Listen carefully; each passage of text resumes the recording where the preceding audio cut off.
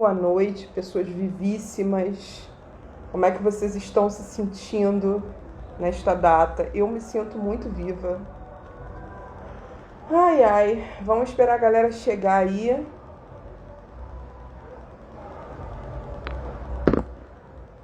Esperar o pessoal aparecer.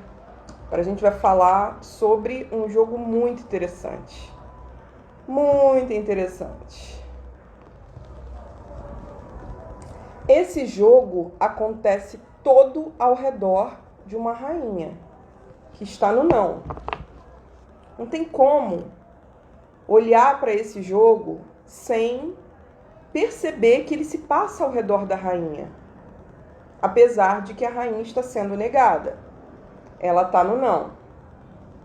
Verônica comprou selo, obrigada. Então, a rainha de paus está no coração do jogo, mas ao mesmo tempo no não. Ela está sendo negada. Ela está com dificuldade de exercer o seu reino, de ocupar o seu trono.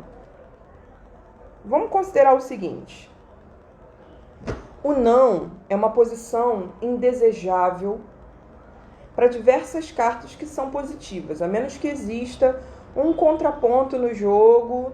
Vamos colocar, se o sim for uma rainha, tudo bem que no não tem uma outra rainha. A gente está entendendo que o jogo está dizendo, é esse reino aqui, não esse. Mas não é o caso.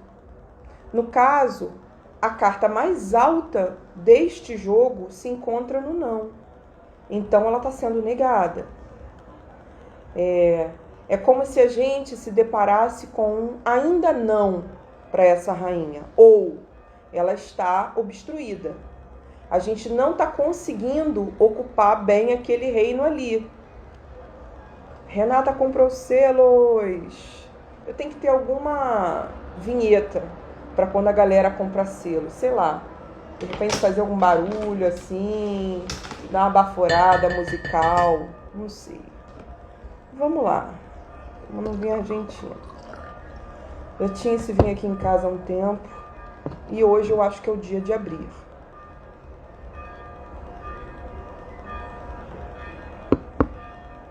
Então, nós estamos diante de um jogo que se passa todo ao redor de um trono, uma rainha.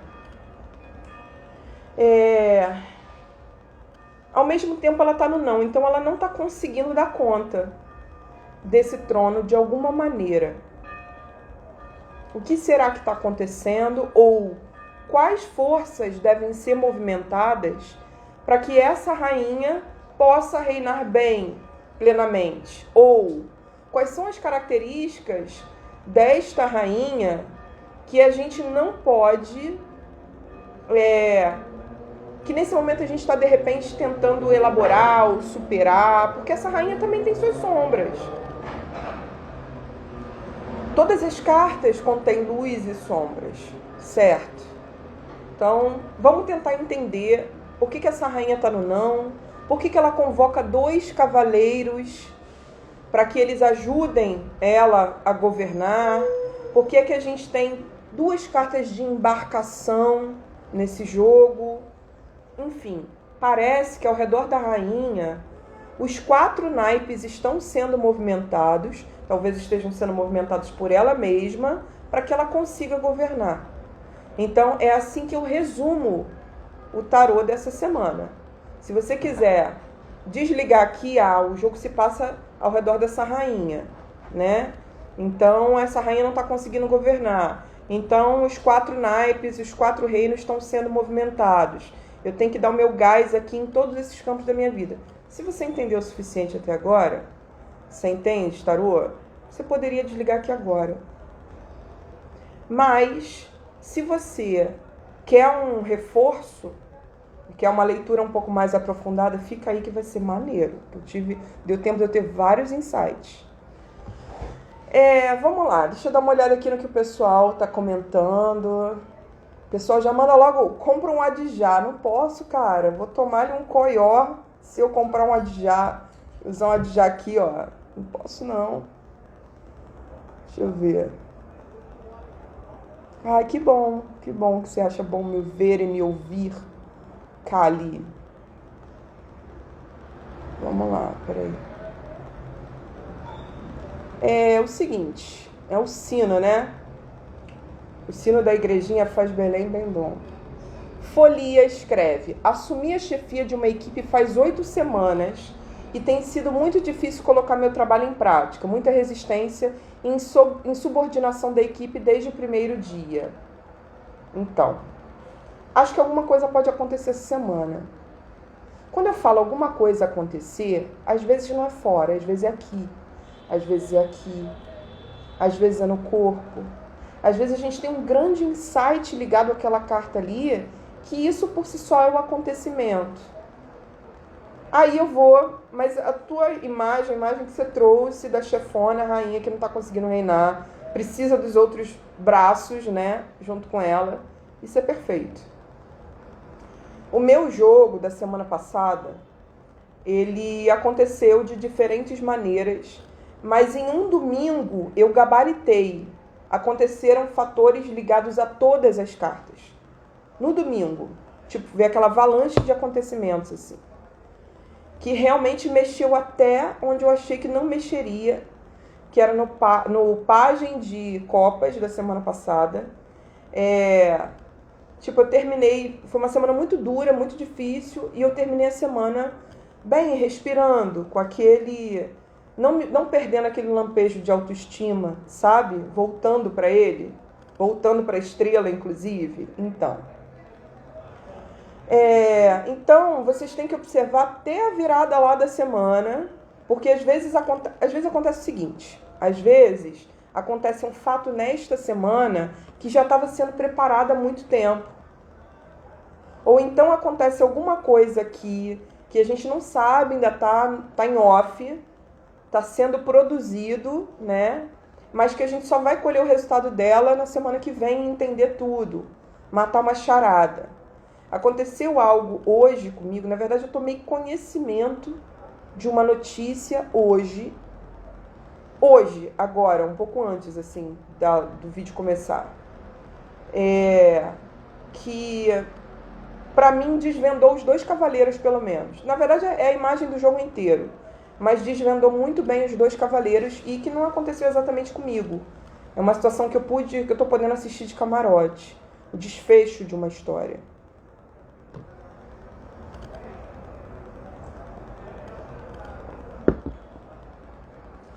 Bom, no sim do jogo, nós temos um cavaleiro, mas na totalidade do jogo, nós temos 2 cavaleiros.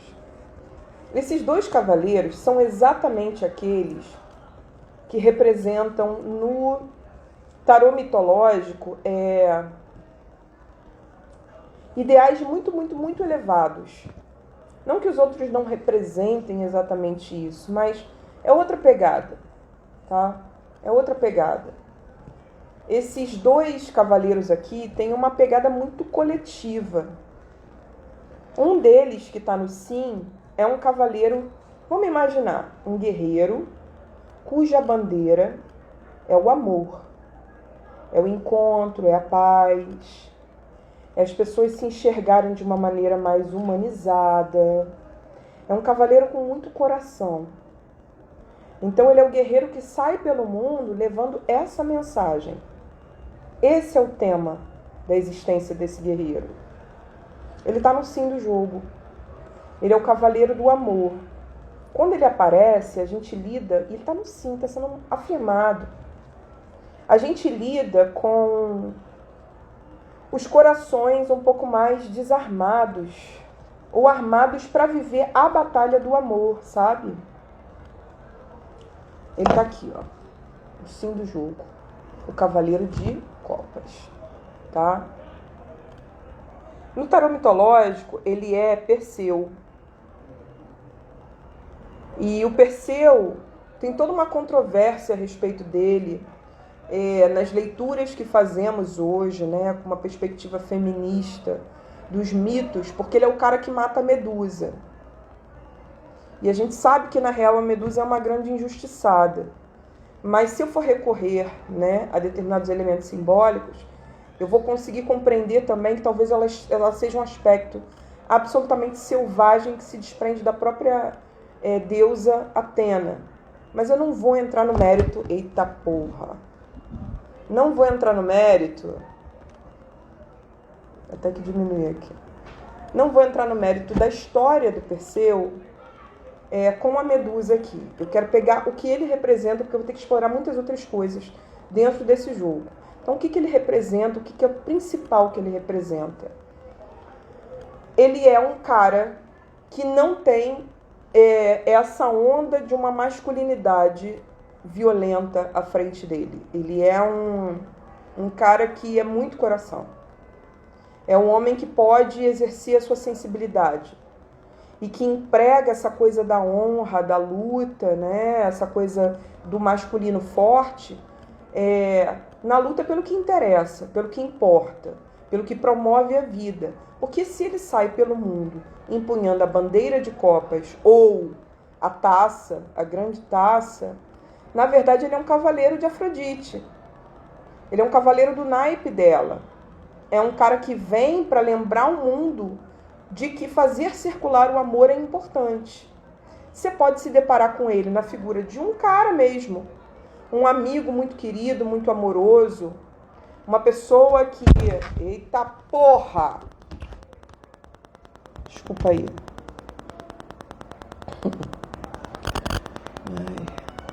Rosa fofa. Deixa eu ver aqui, aproveitar e ver o que a galera tá... Toma um selo e um pix espiritual. Recebo. Porque hoje é só uma live de Maria Gabriela para apaziguar meu coraçãozinho. O Cavaleiro de Copas vem para apaziguar os corações. Te amo, amigona. Madonna. Vamos lá. Nossa, quanta gente, quanto comentário. Acho que vai cair de novo o telefone, mas vamos lá lidar com isso. O Cavaleiro de Copas, ele é esse cara com um grande coração. Ficou com barulho? Tá com barulho ainda? Ih, caralho, peraí. E agora? Melhorou? Vou esperar vocês me dizerem.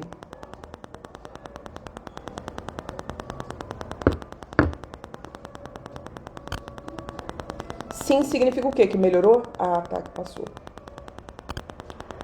Ainda, Verônica? Tenta sair e voltar pra live. Pior que não tem nenhuma hélice, nenhum ventilador aqui rolando.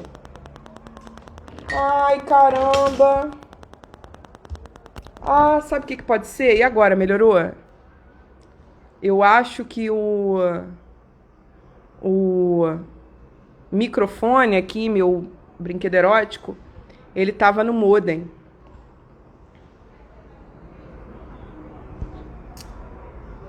O que eu faço nessa merda? Eu encerro a live e volto?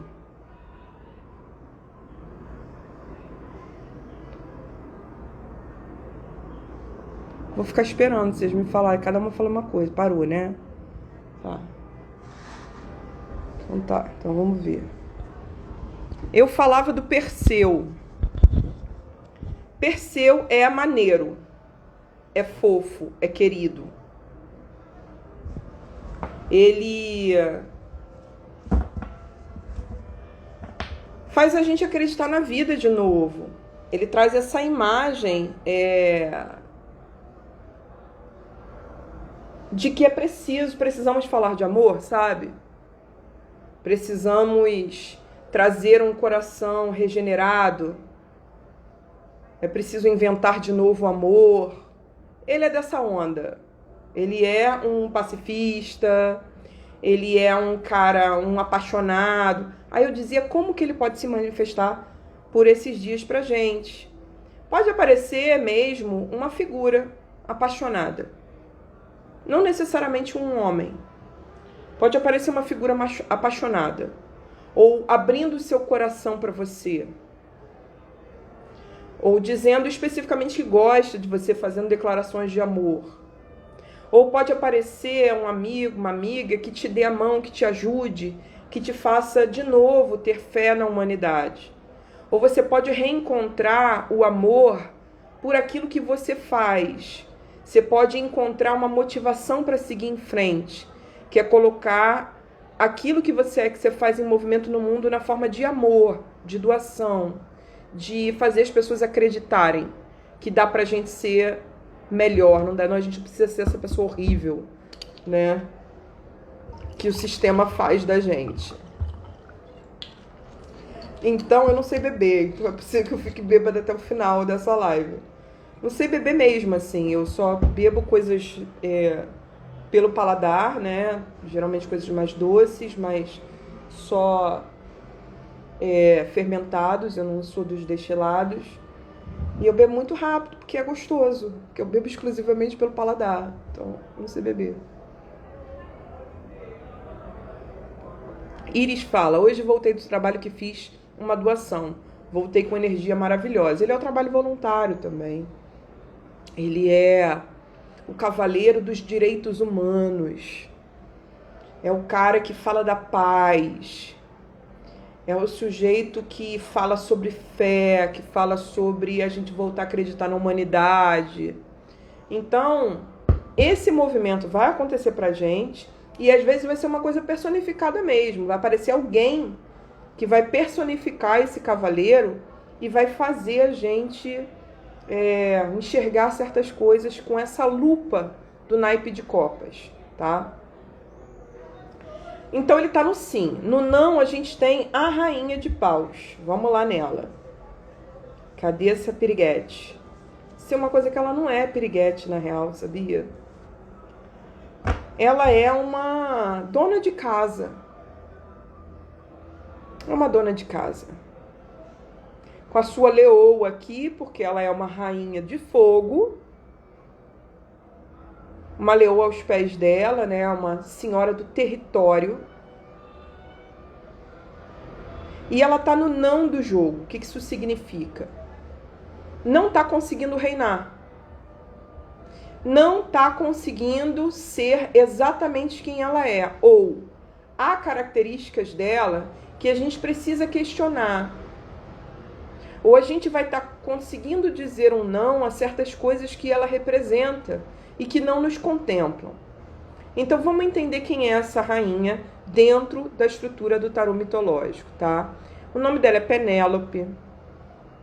Ela é uma rainha que logo que ela nasce, o pai não queria ter uma garota, então entrega ela para morrer na beira de um rio. E de repente ele olha para trás e vê a seguinte cena: pássaros pegando o bebê pelas dobrinhas, pelas gordurinhas e carregando o bebê de volta para a terra firme. Então, o pai dela entende, porra, essa criança veio por algum motivo muito especial. E ela vem por um motivo muito especial mesmo. Ela se torna rainha, a rainha do cara que é a maior autoridade bélica de toda a Grécia, o cara que sabe resolver qualquer guerra. Ele sabe desarmar o inimigo, ele sabe resolver qualquer BO imediatamente. Ele é muito sagaz no trato com o ser humano, ele é um guerreiro muito digno, muito justo, mas também muito estratégico e inteligente. Então ele é um cara de uma mente privilegiada. Só que essa rainha também é uma mulher de uma mente privilegiada. Ela é extremamente criativa. Então quando o marido vai para a guerra, ela começa a governar. Só que passa muito tempo, tipo 20 anos que o cara passa fora. E aí, ela começa a sofrer pressão de todos os reinos vizinhos, porque os caras querem que ela declare o marido como morto, para ela arrumar um novo pretendente e esse novo pretendente se tornar o rei dessas novas terras. Então ela está assumindo uma posição ali política muito importante quando o marido vai para a guerra. Primeiro, ela se depara com a solidão. Quando o marido vai para a guerra, ela tem um filho pequeno em casa, ela está reinando sozinha e ela tem todo o tempo do mundo e não sabe o que vai acontecer. Então ela precisa, para não ficar louca, preencher essa ausência. E como é que ela preenche? Com ela mesma. Ela é uma super artista. Ela é uma mulher de uma mente extraordinária. Ela cria coisas para o seu cotidiano.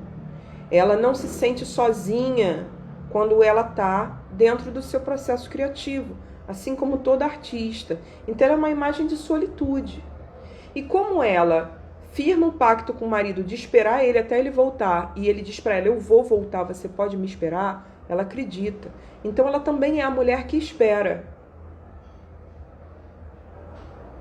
E aí a gente já tem elementos suficientes dela para entender quais são os pontos onde a gente deve dizer não a essa rainha. Mas eu vou continuar falando dela e a gente vai voltar aí. Ela é pressionada pelos reinos vizinhos a declarar o marido como morto. A primeira saída que ela elabora para sair dessa pressão aí é dizer que, ok, então eu vou arrumar um novo pretendente. Eu vou declarar meu marido como morto. Só que eu preciso fechar um ciclo aqui.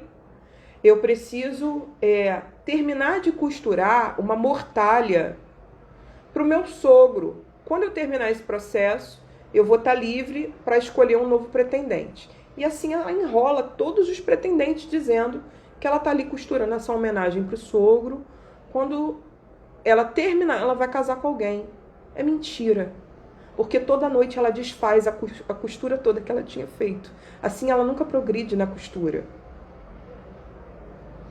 Então, exatamente, Verônica, ela é a mulher que espera. O fato dela ser representada aí, nesse conflito, como uma costureira, é da maior importância.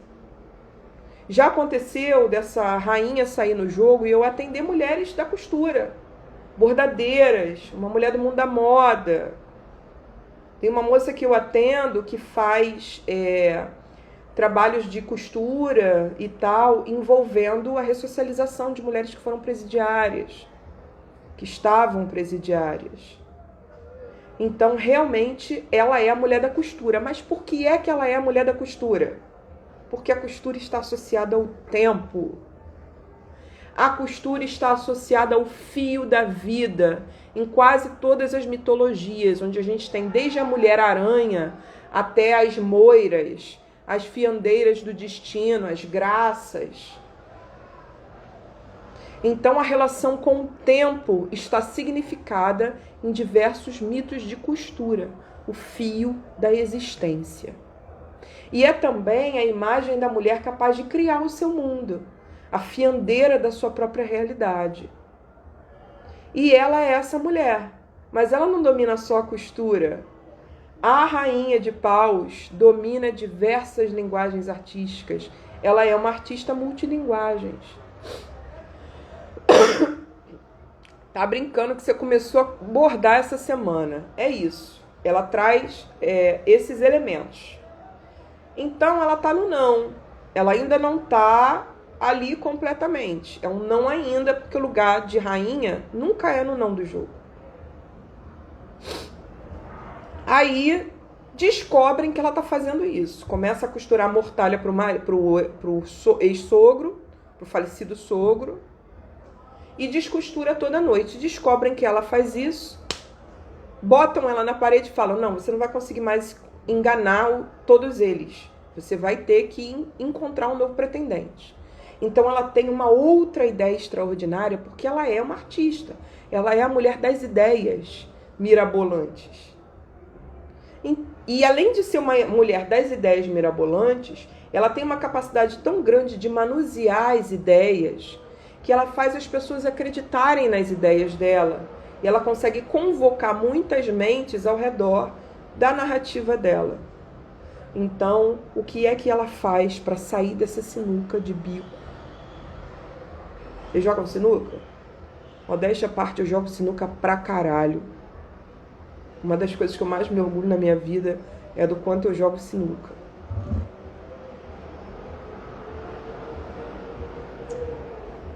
Como é que ela sai dessa roubada? Ela resolve reunir todos esses guerreiros ao redor de uma única ideia, uma competição.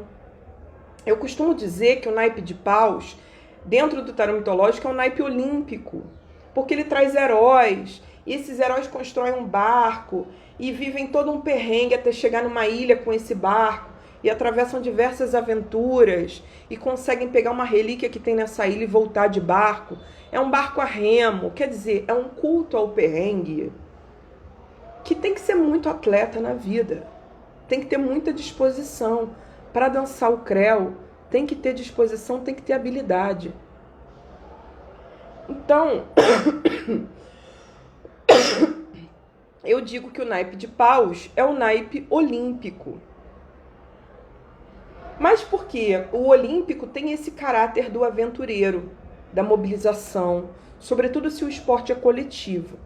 Então ela estabelece um torneio de arco e flecha, para dar uma acalmada em mais de 100 príncipes que querem se casar com ela, que estão assediando ela, invadindo o território dela, montando barraquinhas, igual adolescente, para assistir show, sei lá, da Selena Gomez. Então,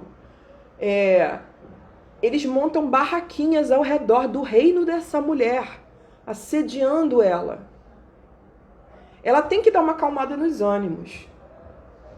Já sinto de longe o cheiro de cueca freada, né? O que ela faz? Estabelece um torneio. Eu vou escolher um marido. O marido que eu vou escolher é aquele que conseguir encordoar o arco do meu marido. Ela tem um arco e flecha, o marido tem um arco e flecha, e ele é um guerreiro topster. Então ninguém consegue usar as armas dele. Ele é o Ulisses, cara. Ele é simplesmente o cara, o grande nome da Guerra de Troia. Então ninguém consegue usar o arco e flecha dele.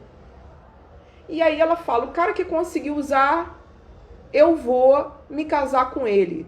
Já sabendo que é tudo borracha fraca, nenhum deles vai conseguir usar. Mas aí aparece um cara que consegue usar. E esse cara tá em situação de rua. Você olha pra ele, é um mendigo. E aí os príncipes ficam, caralho, a rainha vai ter que se casar com um mendigo maluco. Fudeu. Só que o cachorro dele denuncia. O cachorro sente o cheiro dele e entrega. Ulisses voltou da guerra. Ulisses já chegando na base do lacre para expulsar todos esses príncipes do reino dele e salvar a Penélope. E é isso que acontece. Então essa rainha, ela tem ideias suficientes para preencher 20 anos de solidão, ideias suficientes para mobilizar politicamente outros reinos ao redor da narrativa que ela cria. Ela é um gênio. Mas ela está no não. Não está conseguindo usar os seus poderes direito. Precisamos dos outros elementos desse jogo para que você consiga manusear bem o fogo das ideias na sua vida, para que você consiga estabelecer o controle sobre a realidade que você está criando. Mas pode ser que você esteja também experimentando essa rainha no não, quebrando características dela. Por exemplo, além de eu lidar com o fato de que eu não tenho toda a liberdade criativa que eu gostaria de ter ainda, porque eu preciso organizar minha vida, isso é uma vivência da rainha de paus, eu também estou quebrando esse estigma da mulher que espera. Ela é a mulher que espera. Ela passa 20 anos esperando esse boy, cara. Ela não sabe, na real, se esse boy vai voltar da guerra ou não. Ele volta. Ela dá uma sorte do caralho que ele volta. Mas ele poderia não ter voltado. Então ela tá rompendo com a atitude da artista de estar eternamente se aprontando, eternamente produzindo, eternamente preparando. Se você deixar, o processo artístico não acaba nunca. Se você termina de escrever um livro, você pode passar o resto da sua vida editando ele. Você tem que impor um limite. Se você está trabalhando alguma coisa que você está criando ali, se deixar, você vai ficar eternamente retocando aquilo. Vocês sabem disso. se vocês trabalham fundamentalmente com a criatividade. Além do sentimento de tudo que a gente produz, de não está suficientemente pronto, porque a gente traz essa falta de coragem mesmo, que está enraizada no nosso processo de socialização. Posso ou não posso ganhar um mundo que é um território estabelecido sistemicamente como o dos homens? Então a rainha de paus está no não. Qual é o não que você está dizendo para ela? Ou ela está no não ainda, por quê?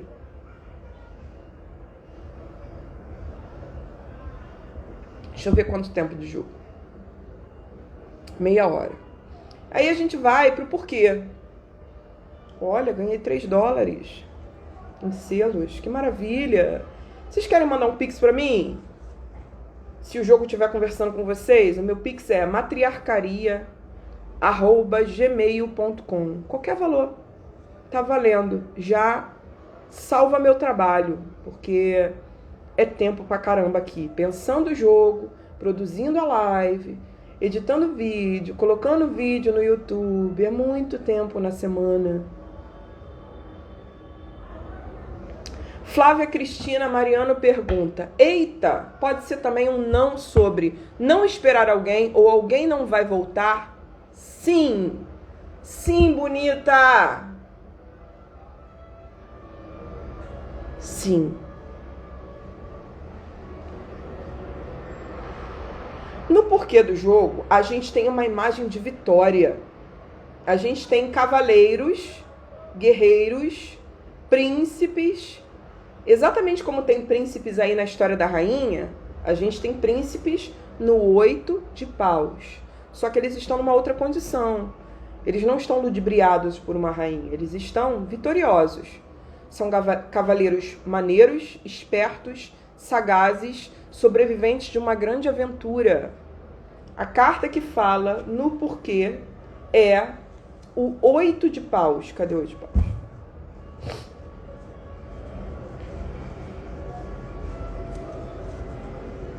Gente, cadê as cartas? Deixa eu falar sobre o 8 de paus. O naipe de paus é interessante dentro do tarô mitológico, porque é isso, né? Essa imagem do fogo das grandes ideias que a gente aprende a manusear. Então, é a jornada criativa que a gente vai aprender a traçar. Você aprende a criar, né? Apostar numa ideia. Se aprende a se deparar com o fato de que a sua ideia, em algum nível, vai ser muito ilusória e você vai ter que enxugar ela, botando ela, aplicando ela à realidade. Você se depara com o quanto você precisa aparar a sua imaginação, tornar a sua ideia competitiva. Todo passo a passo de manifestação das ideias que transformam o mundo está descrito no naipe de paus do tarô mitológico. Aí, ele é um naipe que traz o mito de Jasão e os Argonautas, um mito grego que é análogo, digamos, na minha leitura, né, eu que sou a maluca dos mitos, ele é análogo aos Cavaleiros da Távola Redonda, do rei Arthur. É um mito parecido com a busca do Santo Graal, só que não é celta, é grego. Milênios antes. O 8 de paus traz uma embarcação a remo, que é a embarcação Argo, o navio dos argonautas. E aí a gente tem aqui os heróis que sobreviveram à aventura e eles estão voltando para casa. Eles construíram um barco a remo, eles juntaram a galera, eles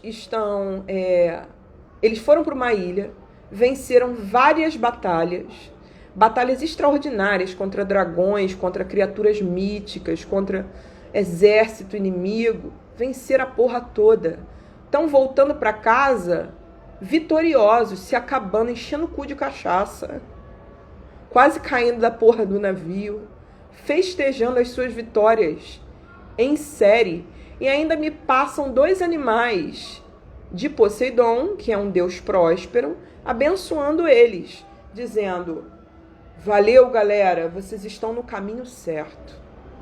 Eles só têm motivo para comemorar. Nesse momento, eles se acham senhores de tudo, capazes de tudo.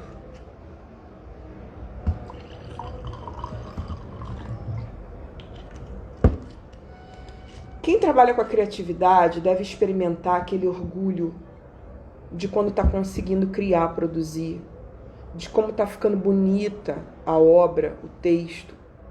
É o orgulho, eu entendo isso, experimento isso do lugar do poeta, que fica orgulhoso quando escreve um texto foda e fica lendo para si mesmo e se masturbando intelectualmente a partir do texto. O 8 de paus é isso.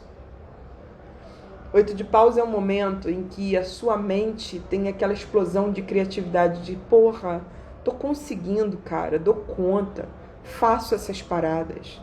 Mas também pode trazer a imagem clássica de vitórias. O momento em que você percebe que vai vencer, percebe que está vencendo, percebe que dá conta. Sabe aquele gostinho de quando você saca que está dando conta? Ainda não acabou o processo. Mas você está naquele tesão de porra, vai dar certo. É o 8 de paus. E você pode também, assim como eu, tomar conhecimento de vitórias que você não esperava. Ou até que você esperava. Mas eu quero dizer que é uma carta de vitórias. Às vezes, uma vitória que você tem que produzir através da liberação criativa, porque é uma carta essencialmente de liberação criativa.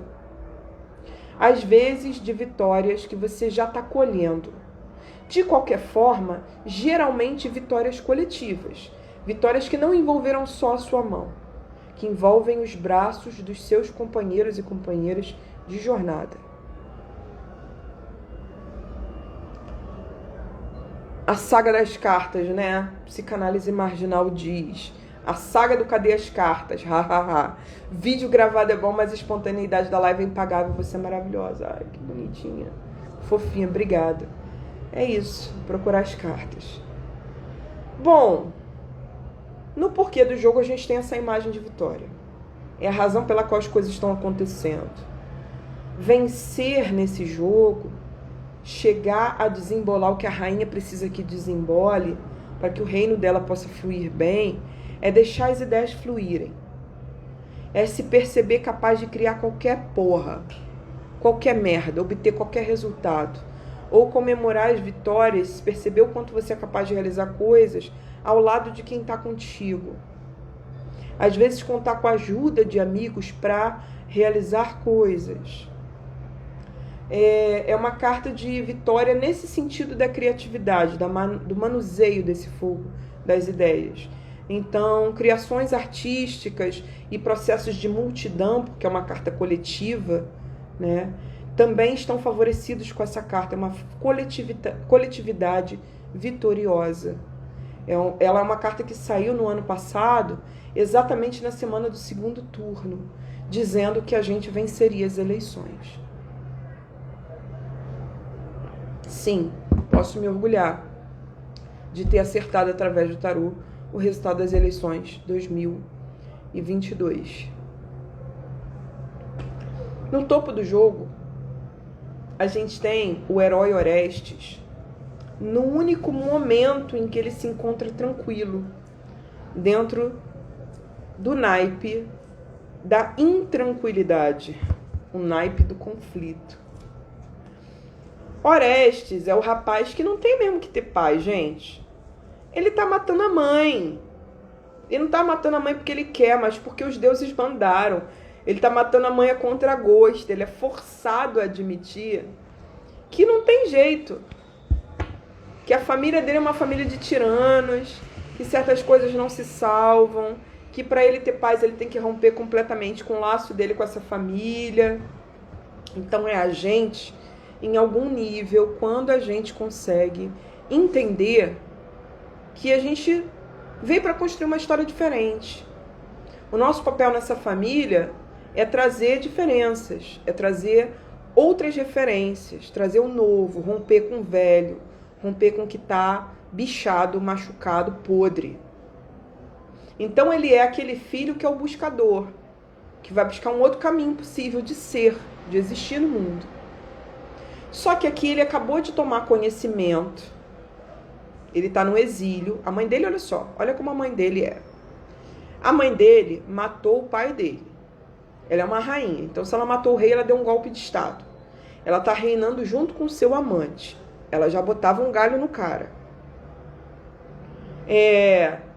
Ela manda o filho que seria o herdeiro do trono por direito pra puta que o pariu, pro exílio, para ele não perturbar o processo. Ela trancafia a filha dela num quarto pra filha dela não reclamar. A mulher é uma tirana. Apesar de que o pai de Orestes era pior, muito pior. E aí, nesse momento, o herói Orestes, ele está voltando do exílio. O que aconteceu lá no exílio? Ele foi visitado pelo deus Sol, Apolo. Apolo é o deus que revela para ele o destino dele. Seu destino é matar sua mãe. Não tem outra maneira dele se permitir ser outro. Ele tem que romper com a raiz adoecida. Ele tem que ser essa poda. Só tem outra maneira, só tem isso de caminho para ele ser quem ele é, ser diferente, existir como um ser à parte dessa família no mundo, essa individualidade se manifestar. E a simbologia da individualidade se manifestando é a simbologia do sol, do Deus Sol. É você conseguir colocar a tua luz para jogo no mundo. Então, o deus Apolo visita o jovenzinho Orestes quando ele está no exílio e conta para ele tudo que ele não está sabendo que está acontecendo. Ó, tua mãe matou teu pai, tua família tá toda cagada, as gerações, todo mundo se odeia, você é maneiro, um garoto maneiro, tuas irmãs são maneiras. Eu vim aqui para dizer, você vai ser o cara que vai romper com a banda podre da família. Aqui ele recebeu essa mensagem. E ele vai ter que tirar a coragem do olho do cu dele para ele matar essa mãe. Mas alguma coisa se acalmou dentro dele. Ele já sabe qual é o problema. Ele já entendeu qual é o corte que tem que acontecer. Ele já recebeu essa revelação do Deus Sol.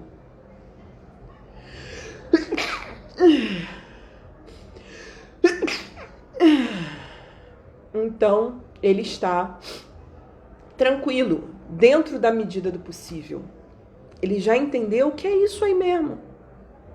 Como eu disse lá no texto, e costumo falar quando essa carta sai, os problemas estão no mesmo caminho, os BOs estão aí ao teu redor ainda. Mas você agora se posiciona diante deles de uma outra maneira. Agora você entendeu coisas que você não tinha entendido antes, as peças se encaixam, você está resignada, você sabe, ok, é o que eu tenho pela frente. Eu tenho que fazer isso. Mas alguma coisa em mim se acalma, porque eu percebo que sou capaz de cortar isso. É uma carta que produz uma calmaria no meio do conflito. É uma trégua mental. Essa trégua mental é muito importante nesse jogo.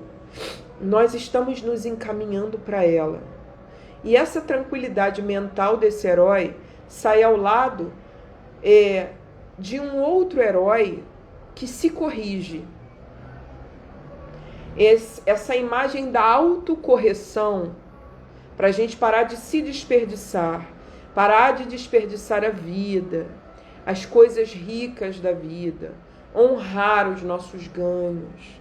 Essa lição sobre se corrigir para estar digno diante da vida é trazida por esse outro herói, que se chama Aristeu, o Cavaleiro de Ouros. Esse mito é grandinho, que bom que estamos em 44 minutos, porque eu vou ter tempo de contar esse mito. Vou dar uma reduzida nele, uma enxugada, mas vou contar todas as etapas bem importantes dele para vocês entenderem. Quem já assiste o meu jogo há um tempo sabe quem é o Aristeu.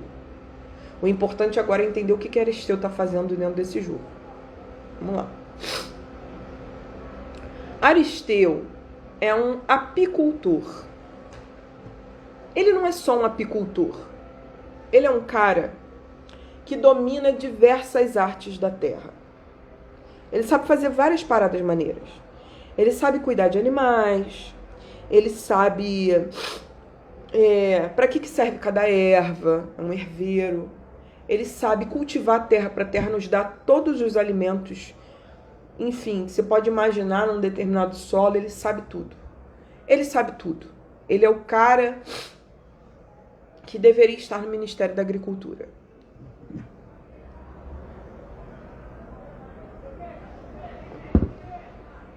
Só que a gente tem que entender como que ele adquiriu esses conhecimentos, tá? Deixa eu só passar aqui.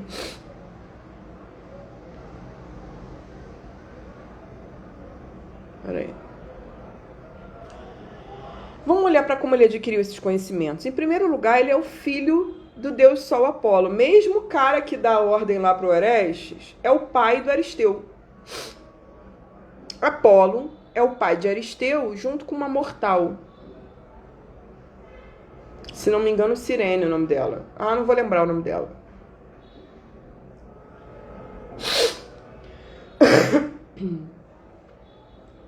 Essa criança, esse semideus que é Aristeu, nasce. E as ninfas pegam ele. Ele é agroboy, Ana Paula, ele é agroboy. As ninfas pegam ele para criar ele. Ele é o bebê das ninfas, é o bebezão. As ninfas mimam ele, dão a ele a comida dos deuses, o néctar dos deuses, a ambrosia. Ele é muito mimado e ele é educado pelas ninfas. Nossa, como eu tô suada. Educado por elas. Elas ensinam a ele as artes da terra. Ele aprende a cultivar qualquer coisa, cuidar de qualquer animal. Em especial, ele desenvolve uma relação com as abelhas e vira um super apicultor. E aí ele chega à idade adulta com todos esses saberes e ele se casa. Só que ele se casa com uma mulher. E o filho dele morre. E a vida dele perde o sentido.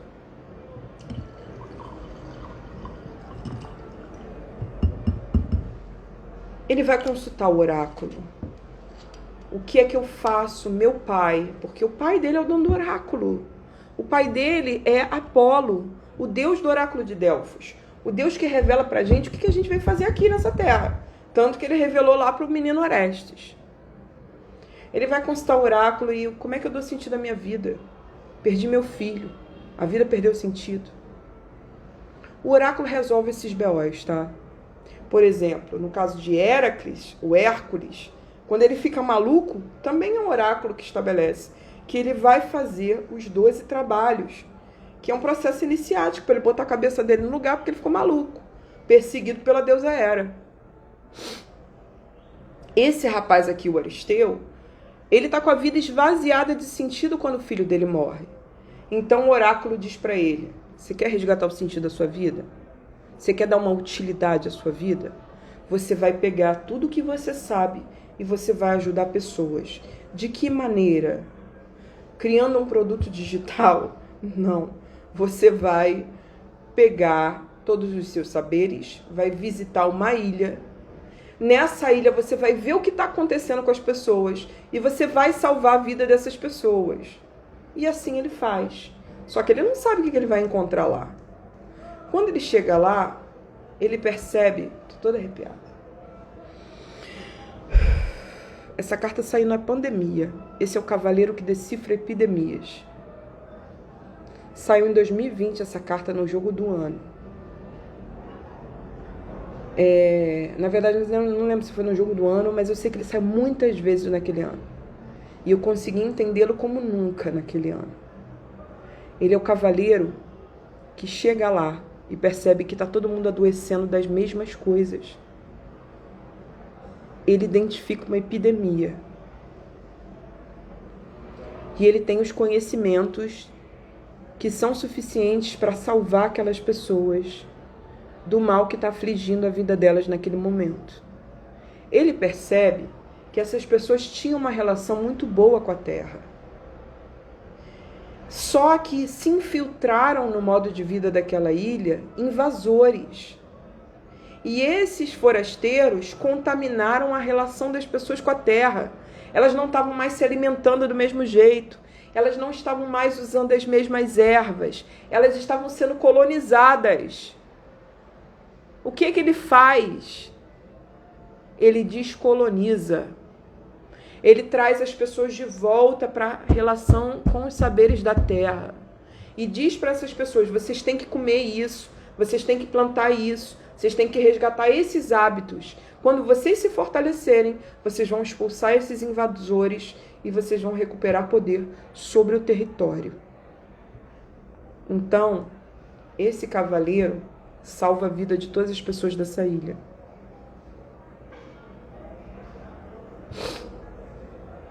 E aí ele volta para casa felizão.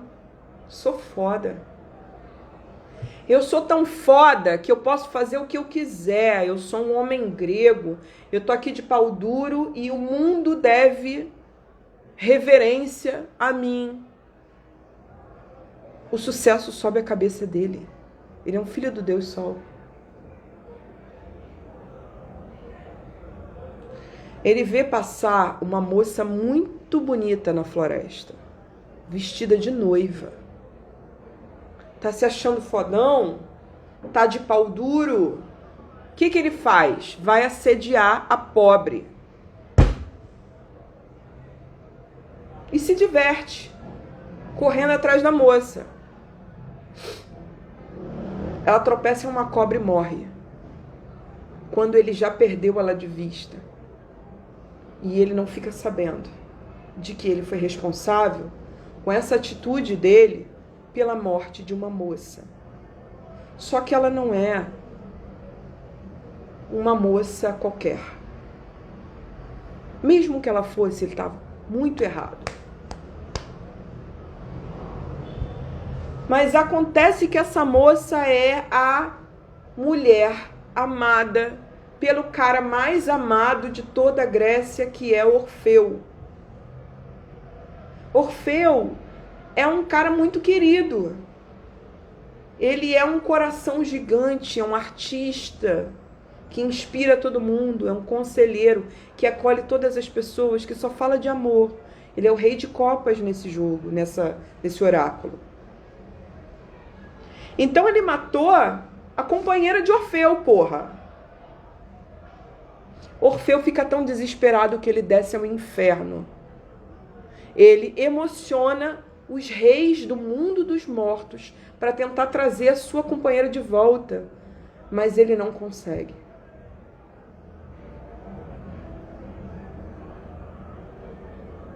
Então, de alguma forma, descer ao mundo dos mortos, que é o que estamos fazendo essa semana, ou os mortos voltam,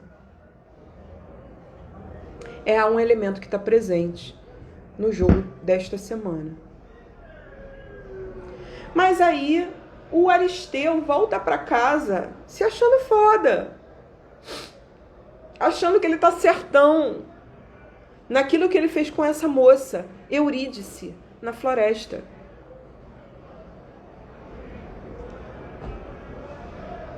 Quando ele chega em casa, todas as abelhas dele estão morrendo. Que imagem é essa das abelhas morrerem? Ele fica desesperado. Todas as abelhas dele estão morrendo. E ele não consegue entender o porquê. Se ele não consegue entender o porquê, quem é que vai conseguir? Ele é o maior apicultor de toda a Grécia. Ninguém tem o saber de que ele precisa para decifrar por que as abelhas dele estão morrendo.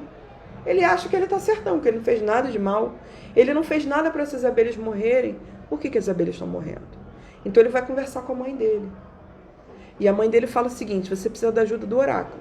Mas não mais do oráculo do seu pai, que é o oráculo de Delfos. Você precisa do oráculo lá das trevas. Lá do mundo do subterrâneo.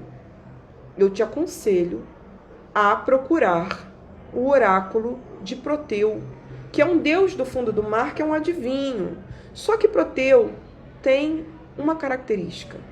Ele assume formas assustadoras para afastar quem não está pronto para receber a mensagem oracular. Parece eu.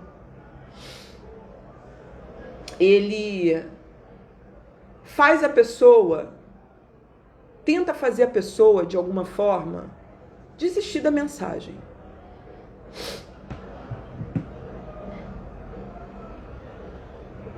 parece eu, não por isso. Tem um elemento muito interessante do oraculista, que às vezes é acionado, que é o teste. Que é isso que você veio saber mesmo? Tem certeza?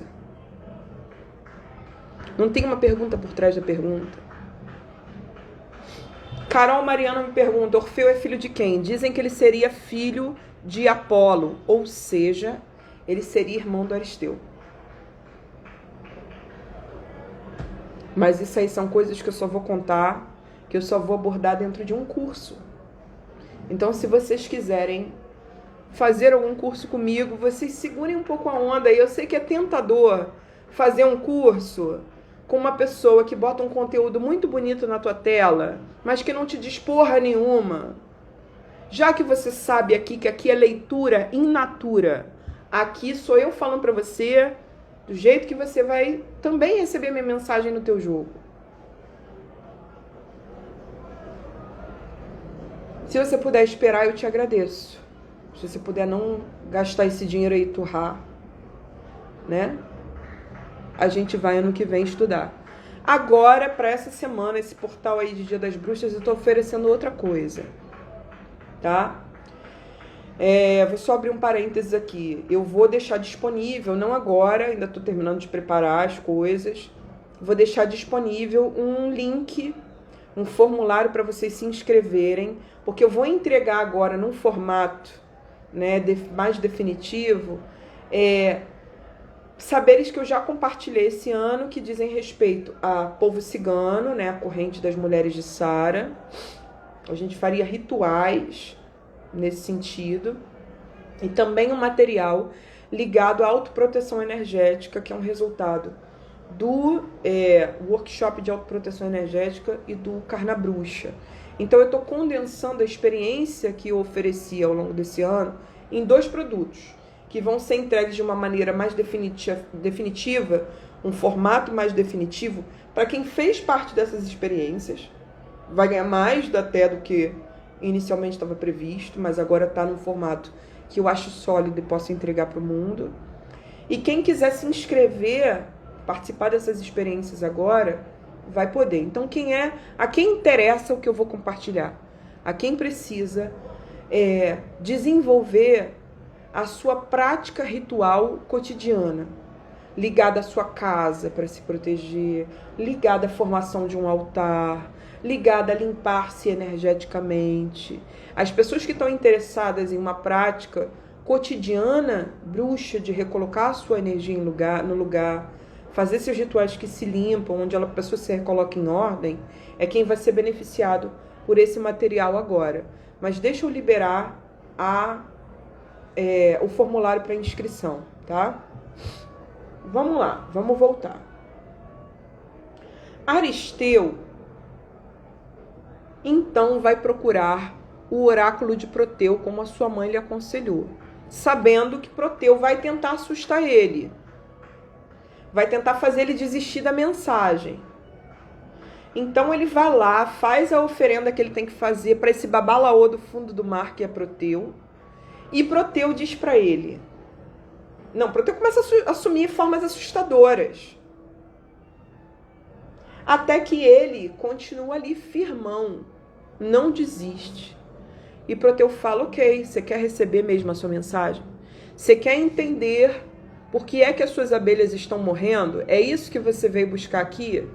Então eu vou te contar. Você matou uma moça. Você é responsável pela morte de uma moça e você não sabe. Você assediou a jovem Eurídice no dia do casamento dela, quando ela estava atravessando a floresta. Ela tropeçou em uma cobra e morreu e você não sabe.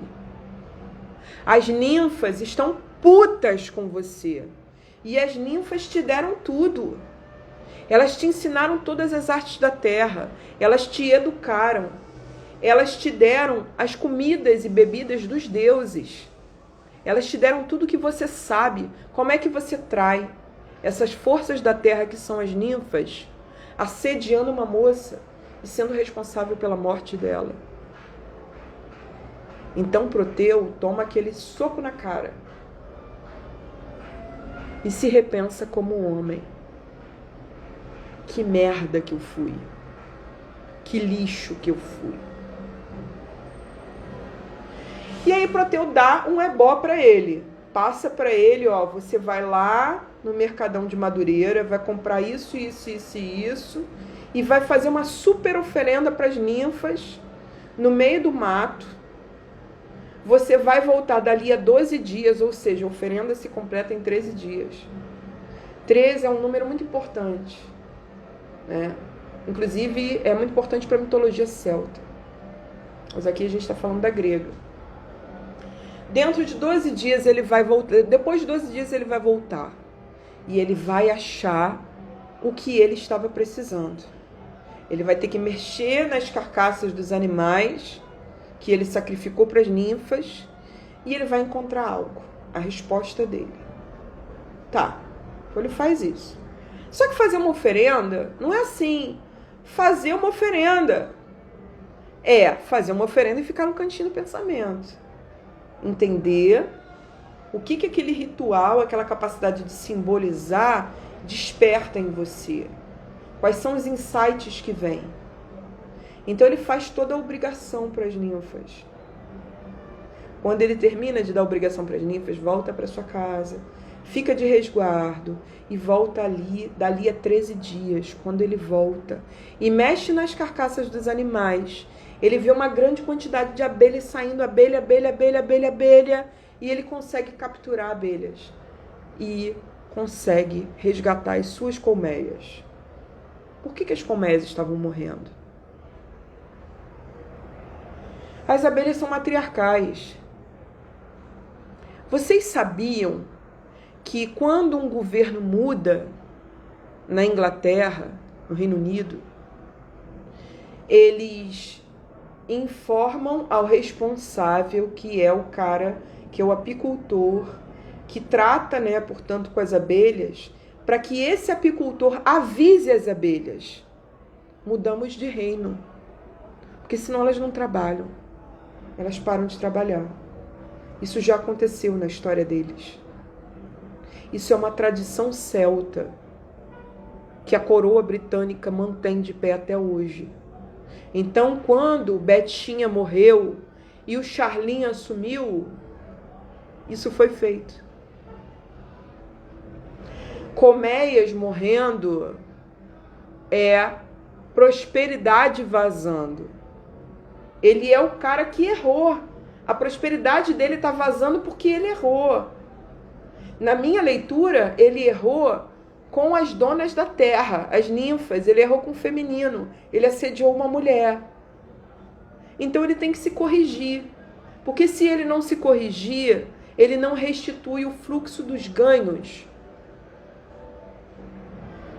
Ele é o herói que ajuda a gente a se limpar do que maculou a nossa prosperidade, dos traços de escassez que estão contaminando a nossa prosperidade. São os erros que nós cometemos, são os erros que nós herdamos, de repente, de uma determinada ancestralidade. O Aristeu saiu para mim, por exemplo, numa semana, que foi uma das semanas onde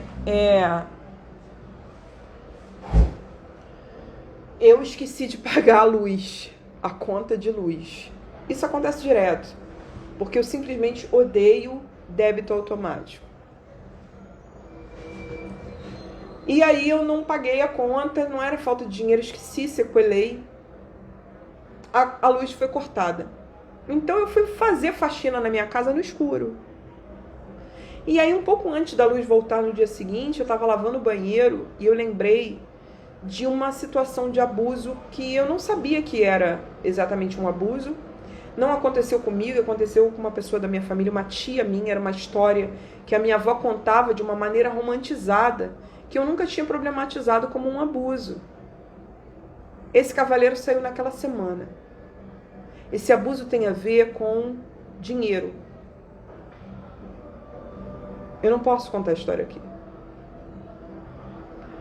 Mas eu entendi, veio aquela grande sacada de, caramba, existe uma história que atravessa a minha família, onde o dinheiro é visto como algo sujo, como algo abusivo, E isso, obviamente, eu herdei em algum nível. Isso estava contaminando a minha relação com a minha prosperidade. Por isso que é importantíssimo a gente meditar em cima das cartas. Não saiu o resultado, a resposta que você espera, não vai tirar outro jogo, não. Reflete. Se dá um tempo para você entender o que as cartas estão conversando com você. Porque os insights vão vir. Tem um tempo, a gente está sendo exposto a símbolos. Aquelas imagens vão conversar com a gente no nível inconsciente e vão nos proporcionar um enriquecimento simbólico de que a gente precisa. Tá? O Cavaleiro de Ouros desobstrui o canal da prosperidade. Ele está contaminado por algum motivo. Nós estamos com dívidas, nós temos erros que fazem com que a gente não se sinta merecedor, merecedora. Nós temos que nos corrigir diante do nosso próprio desperdício ou do desperdício da nossa própria prosperidade. Você realiza limpezas, você abre a tua geladeira e percebe quanta coisa tu está deixando estragar.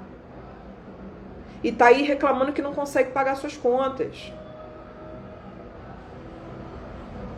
Você entende que existem histórias que atravessam a sua família que fazem você pensar que é menos merecedora da prosperidade enquanto uma escassez internalizada.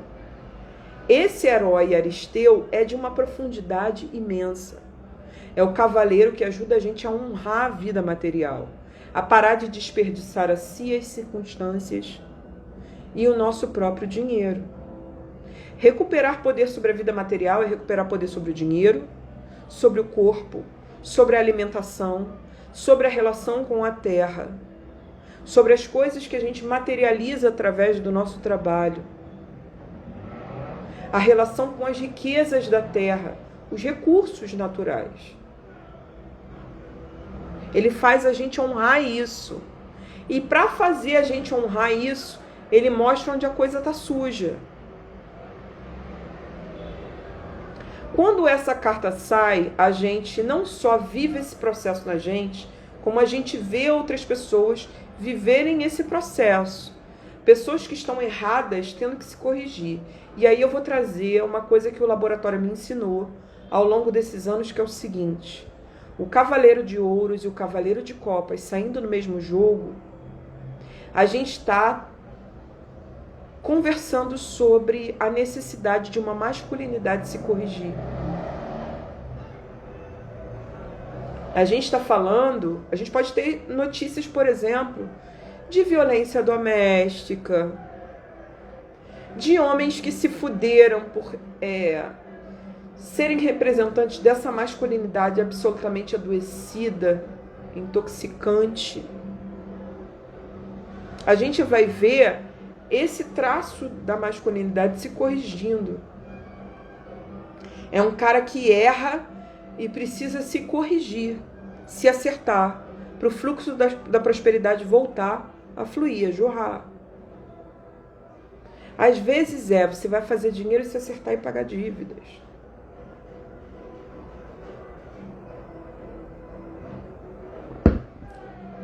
É um jogo muito bonito. A rainha está no não está conseguindo exercer direito o seu reino. A rainha em nós não quer mais esperar, mas ela também está com dificuldade de criar, de se apropriar do seu trono, de ocupar o seu trono criativo, de achar que ela é capaz de criar tudo. Então ela tem que acionar essas cartas ao redor. E essas cartas ao redor, cada uma delas é de um naipe. Essa rainha no não está ensinando a gente a manusear os 4 reinos. Ela é a rainha dos 4 reinos. É a dimensão da imperatriz que, para conseguir criar, movimentar a imaginação, ela precisa trazer o Cavaleiro de Copas, essa capacidade de acreditarmos de novo no amor, na humanidade, de nos ressensibilizarmos, de fazermos contato profundo com o coração e com valores elevados. Essa rainha está trazendo também os heróis vitoriosos em nós que são capazes de soltar o freio da criação artística e se sentirem capazes de criar tudo, de manifestar novos mundos, de ter razões para comemorar, de coletivamente chegar a determinados resultados esperados. Essa rainha está também trazendo o herói de espadas em nós, que está muito tranquilo porque os conflitos ainda existem, mas ele sabe por que é que ele está neles. Ele sabe o que é que ele tem que fazer, por onde ele começa. Ou ele está refletindo profundamente sobre o que esses conflitos significam, percebendo-se acima deles. Essa rainha está conseguindo trazer o cavaleiro de ouros, que é o cara que se corrige para aprender a honrar a prosperidade, a terra, parar de desperdiçar a si, ao outro, a vida, entendendo que um simples erro dele é capaz de comprometer o modo de vida. Por isso que a gente tem que ser correto. É por isso que a gente tem que... A gente vai errar. A gente está aqui, a gente é humano. Mas é preciso existir essa disposição em se corrigir, em refletir sobre as merdas que você fez, que você pensa, se realinhar a algo superior, maior, para a gente funcionar dentro dessa justiça coletiva de uma maneira digna. Nós somos agentes desse equilíbrio de forças coletivo. A deusa Maat, por exemplo, que é uma deusa egípcia que sai no jogo do ano, ela é uma deusa da justiça que tem uma característica muito especial. Ela representa uma justiça que é coletiva. Ela representa uma ética. Porque se você é errado individualmente, é injusto individualmente, é antiético, você desfalca de uma justiça que tem que acontecer para todo mundo ao mesmo tempo, que precisa do equilíbrio para se manifestar. Então esse cavaleiro da correção, ele é o último do jogo. Todo jogo se passa abaixo dele. Ele é de extrema importância. Os dois cavaleiros do jogo são de extrema importância. Nós veremos também esse questionamento duro a uma masculinidade para que ela se ressensibilize e se corrija diante dos seus erros, tá? Uma coisa que eu vi aí, uma notícia que eu vi, é que o Lula está estabelecendo perdão à dívida do FIES. Isso é perfeitamente cavaleiro de ouros. Esses jovens que se formaram, pessoas de maneira geral que se formaram de todas as idades, e que percebem que ganham uma segunda chance, né? Não precisa mais ficar preso eternamente aquela dívida ali. Consigo recriar a minha vida. Eles estão recuperando o poder sobre o trono de paus. Eles estão se sentindo vitoriosos como os heróis do 8 de paus. Eles estão podendo finalmente olhar para a sua vida e perceber que são capazes de se apropriar do que eles estudaram e, enfim, levar adiante uma mensagem a partir do amor, como o cavaleiro de copas. Eles estão conseguindo um perdão da dívida como um cavaleiro de ouros. Eles estão adquirindo uma tranquilidade como o 6 de espadas. Entendeu? Tem os alunos também do Santo Agostinho, que usaram inteligência artificial para fazer nudes de colegas e que ficaram ridicularizando, né, a punição. A Verônica traz essa informação e eu também vou colocar isso nos stories. Então é um repensar de uma masculinidade. É esses alunos do Santo Agostinho entendendo que eles não podem tudo. E aí eu li uma reportagem de uma mãe dizendo que o garoto falou que tem toda certeza de que não vai ser punido porque é branco, porque é rico. Eu quero dizer o seguinte, eles vão se fuder essa semana. E todo mundo que está se recusando a esse processo de se corrigir para realinhar uma justiça coletiva, vai se fuder. Nós precisamos tornar o reino de paus possível de novo. Isso só vem através da ressensibilização desses cavaleiros. Só vem através da lição de honra que eles trazem. É só assim que a gente pode experimentar a vitória no 8 de paus. É só assim que a gente tem o direito, reconquista a capacidade de estar com alguma tranquilidade no meio do caos, como o 6 de espadas. É isso. Esse é o tarô da nossa semana. Se esse jogo conversou com você, eu te peço para você ficar à vontade e me ajudar, né, através do Pix, matriarcaria@gmail.com, com qualquer valor que você queira, para honrar meu trabalho aqui, o tempo que eu invisto nisso, em trazer essa mensagem para as pessoas, que é uma coisa que eu faço com todo o meu coração. Eu tô aqui no dia de finados, feriado, empolgadona, curtindo, trazendo uma mensagem que eu acho que pode ajudar centenas de pessoas. Certo? É isso aí. Maria na maior energia no bafo da Lapa. Como disse a Lulu. Vamos lá. Ótima semana pra gente. Aguardem as inscrições nesse formulário aí pro nosso Festival das Bruxas. Acho que vai ajudar bastante vocês, o que eu vou compartilhar.